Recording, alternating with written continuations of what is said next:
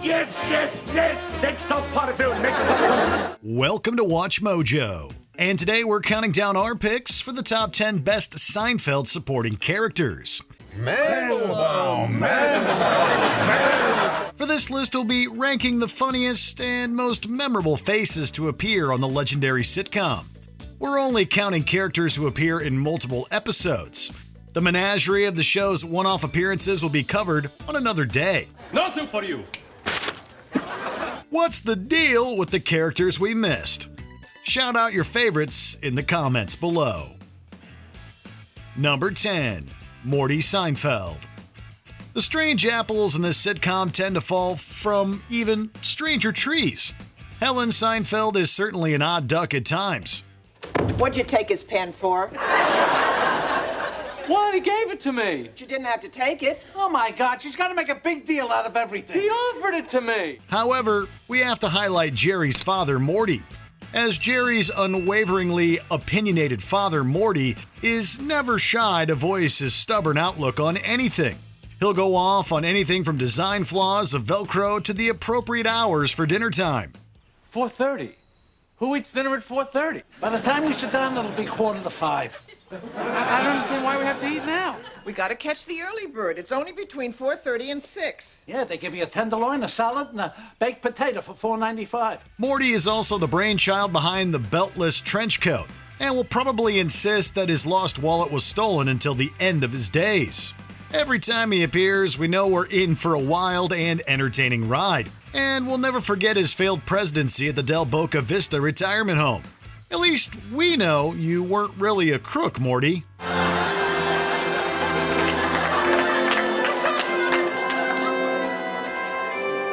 Number 9. Susan Ross. It takes a special soul to love George Costanza, and that soul was Susan Ross. Originally, she was an NBC executive partially behind George and Jerry's ill-fated pilot. You remember Susan from NBC? Of course. How are you? Fine. However, Susan became George's paramour, fiancée, and almost wife.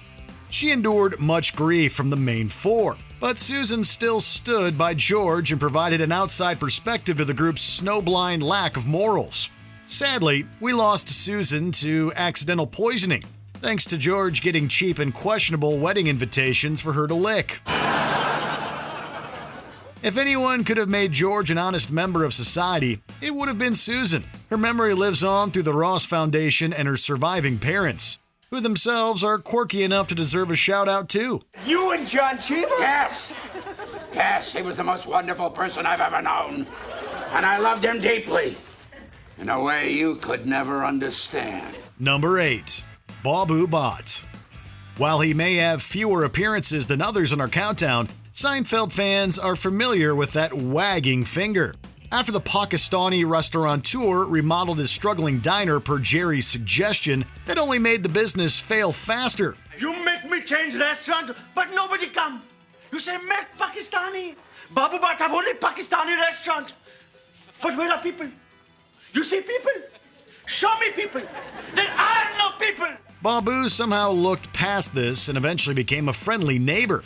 That was until a mishap involving Jerry and a mistakenly delivered visa application resulted in the businessman's deportation. You had my visa application? Well, not technically. I kill you! Well, what about her? I kill both of you! Babu! No, Babu! No, Babu! You bad man! You very bad man! Right when we thought we'd seen the last of Babu, he vowed revenge on the comedian. It was fun to see this jovially polite man become an explosive character. We're glad that Babu also got to tell Jerry exactly what kind of man he thinks he is in the finale. You're very bad. Very, very, very bad. Number 7. George Steinbrenner. George Steinbrenner isn't the only real-world baseball staple to appear on the show. I don't want to disturb you. I'm Keith Hernandez, and I just want to tell you what a big fan I am. I love your comedy. However, he's the one who's left the most lasting impression without ever showing his face. During George's employ in the Pinstripes clubhouse, team owner Steinbrenner serves as his boisterous boss. Besides hiring and firing him on a whim like his true-life counterpart, this Steinbrenner displays an unintentionally goofy side. This includes his love of calzones, a love for fine hot tubs, and an affection for a certain Pat Benatar tune. Heartbreaker, love taker, shoemaker, won't you fix my shoes for free? Voiced by series co-creator Larry David, Steinbrenner's staccato speech laughably seems to hail from an alien planet. The Big Stein even makes a final appearance on the finale, still invested in the fate of the former hired hand that he once suspected of communism. Had one little problem, though. What was that? He was a communist. Because they come like a big, juicy steak. Number 6. Tim Whatley. Before he tried earning money with a blue product, Bryan Cranston worked as a dentist. As Dr. Tim Whatley, Cranston's comedic chops were on point. Yeah, well, I do what I can. He constantly commented with Shakespearean gusto about the plight of his profession. Before you feel too bad for him, just know that this dentist is occasionally guilty of regifting. Well, I don't trust this guy. I think he regifted, and then he degifted, and now he's using an upstairs invite as a springboard to a Super Bowl sex romp. Jerry discovered this the hard way when he was given a label maker that actually originated from Elaine. His use of charity donations for Christmas gifts inspired George's Human Fund fake organization. A donation has been made in your name to the Human Fund. What is that? Made it up. The Human Fund. Money for people. While Tim often seems to bend society's rules to his personal advantage, he never quite breaks them. We commend that ingenuity in Cranston for making his character so fun. Just be sure to quell your anti-dentite tendencies before seeing him. Kramer, he's just a dentist. Yeah, and you're an anti-dentite. I am not an anti-dentist. You're a rabid anti-dentite! Number 5. Uncle Leo. Just like an owl is known for its hoot, Uncle Leo is known for his greeting. Hello! Like any classic obnoxious neighbor, he seems to wait for Jerry around every corner while armed with painfully mundane chit-chat. Leo also provides hilariously dull and unwanted updates on Jerry's unseen cousin, Jeffrey. Jerry, you listening to this? Yeah, Uncle Leo. So now the Parks Commissioner is recommending Jeffrey for a citation. Even if you've got an important meeting with NBC, it's a cardinal sin to break away from him too early. Talking a lot isn't Leo's only crime. He holds a criminal record for bookstore shoplifting and an undisclosed crime of passion. While irritating to his nephew, Uncle Leo still remains a favorite to us fans. Maybe that's due to his charming disregard for what the rest of the world thinks about him. Come on, Uncle Leo. I've seen the way women look at you. When's the last time you looked in the mirror? You're an Adonis. You've got beautiful features, lovely skin. You're in the prime of your life here. You should be swinging. Number 4. Jacopo J. Peterman. Brought to life by the magnificent John O'Hurley, Elaine's boss and magazine mogul commands every scene that he's in. How do you know all that? That's my coat. You mean... Yes. I'm Jay Peterman.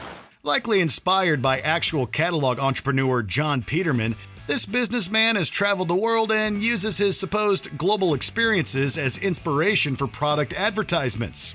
He operates on a level that's several football fields away from sensible. Peterman's known for lavishly purchasing JFK's golf clubs and a 60-year-old royal wedding cake. Inside that small college boy mini fridge is my latest acquisition.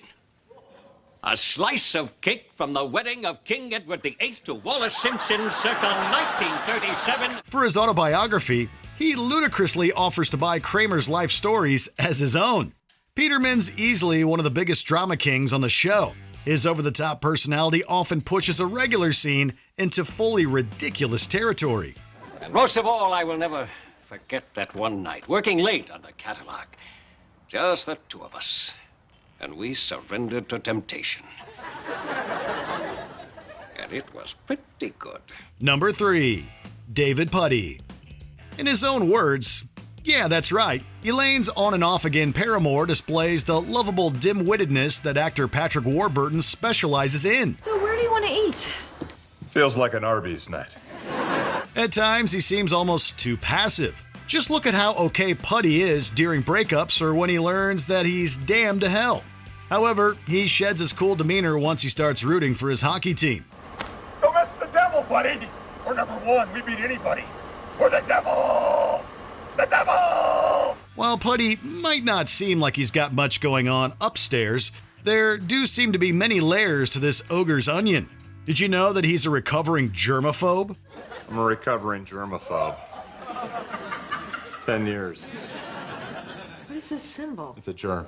Like Susan, he's able to consistently care for one of the show's 4 lead characters, despite her selfishness. Besides, that dopey stare and distinctive comical delivery make Putty a Seinfeld MVP. Number 2. Frank Costanza. He's the grandfather of Festivus and the patriarch of the fabled Costanza clan. Additionally, he's married to the wonderful and often unfiltered Estelle. I told you to clean up this garage. I have to put my car in. But something about Frank's thick skull and melting pot of personality make him our favorite supporting Costanza. Introduced as George's ornery father, the dad becomes more captivating as we learn about him. He used to be an expert cook serving in the army. While traveling abroad as a salesman, he became fluent in Korean and got his heart broken from an ill-fated love affair. I loved her very deeply, but the clash of cultures was too much. Her family would not accept me. This fascinating man also has a legendarily short temper. His spats with George, Kramer, and Jack Klompus have spawned moments of comedy legend. Plus, he's responsible for one of the series' greatest catchphrases. Serenity now! Before we unveil our top pick, here are a few honorable mentions. Mr. Wilhelm.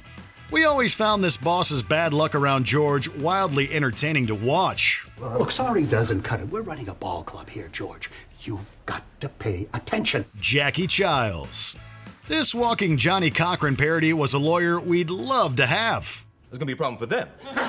This is a clear violation of your rights as a consumer. It's an infringement on your constitutional rights.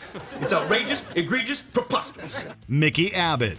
We don't know why he keeps going along with Kramer's plans, but we're happy he does. I would have lost my job. Any one of you would have done the same. You got no right. I'm Mickey Abbott. I stood in for Punky Brewster when all of you was nothing. Crazy Joe Davola. His instability made him a wild card that kept the main gang on their toes. You ever been to the circus? Well, when I was a kid. Did you like it? Well, you know, it was fun. I was kind of scared of the clowns. Are you still scared of clowns? Lloyd Braun. George's childhood foe and Norman Bates look-alike. Another sale, Mr. Costanza. Chalk me up on the big board. Before we continue, be sure to subscribe to our channel and ring the bell to get notified about our latest videos. You have the option to be notified for occasional videos or all of them. If you're on your phone, make sure you go into your settings and switch on notifications. Number 1. Newman. Who else could conquer the list besides Jerry's nefarious rival? The day will come. Oh, yes. Mark my words, Seinfeld. Your day of reckoning is coming when an evil wind will blow through your little play world and wipe that smug smile off your face. We actually don't know what started their rivalry. However, we do know that he's an unfriendly neighborhood mailman who's devious, smart as a whip, and detests broccoli. Broccoli? Newman, you wouldn't eat broccoli if it was deep fried in chocolate sauce. I love broccoli. It's good for you. Really? Then maybe you'd like to have a piece. Newman also investigated Jerry for mail fraud and ratted him out for making out during a dramatic movie. Jerry was necking during Schindler's List? Yes! And a more offensive spectacle I cannot recall. Sidekick to Kramer and admirer of Elaine, Newman fits alongside the Seinfeld Fab Four so well that you could almost call him a main character. He's even had enough iconic moments to warrant a whole Watch Mojo list devoted to just him.